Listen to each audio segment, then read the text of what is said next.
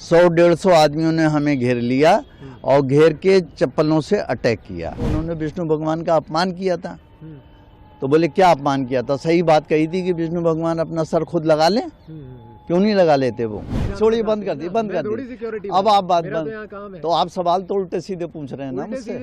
ये उल्टा ही सीधा ना, आपने सवाल ही गलत पूछा। कोशिश नहीं की। 100-150 आदमियों ने हमें घेर लिया और घेर के चप्पलों से अटैक किया। तो इसलिए ये कहना कि कोशिश नहीं की। और मैं अभी भी यही कहूँगा कि वो दिग्भ्रमित हैं। सबसे पहले वो सनातनी हैं, फिर वो बाद में कुछ और हैं। जब वो मुझे मार रहे थे तो मैंने उनसे कारण भी पूछा कि भाई मुझे क्यों मार रहे हो। मैंने अपना बचाव खुद किया, ऐसा नहीं कि मैं वहाँ से भाग गया या दब गया, मैं बराबर वहीं पर रहा। और मैंने कहा भाई ये सब क्यों कर रहे हो? तो उन्होंने कहा कि वो जो घटना हुई थी CJI के ऊपर, उसके लिए मैंने कहा। तो उन्होंने विष्णु भगवान का अपमान किया था। तो बोले क्या अपमान किया था? सही बात कही थी कि विष्णु भगवान अपना सर खुद लगा लें। क्यों नहीं लगा लेते वो? तब मैंने सनातन धर्म की जय हो करके नारा भी लगाया।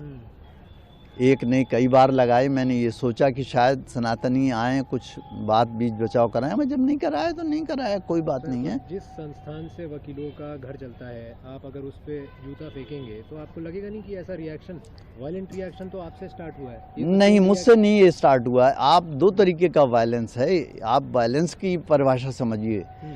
एक वायलेंस महात्मा गांधी करते थे और वो कहते थे नॉन वायलेंस। वो वायलेंस क्या था वो मैं आज आपको बताता हूँ।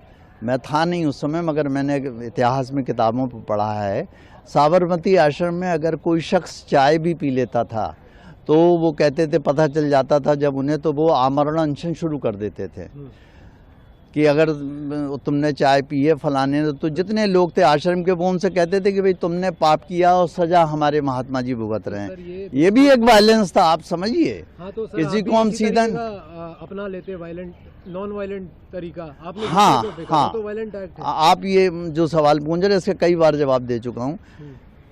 सबसे पहले उन्होंने अपमान किया विष्णु भगवान का।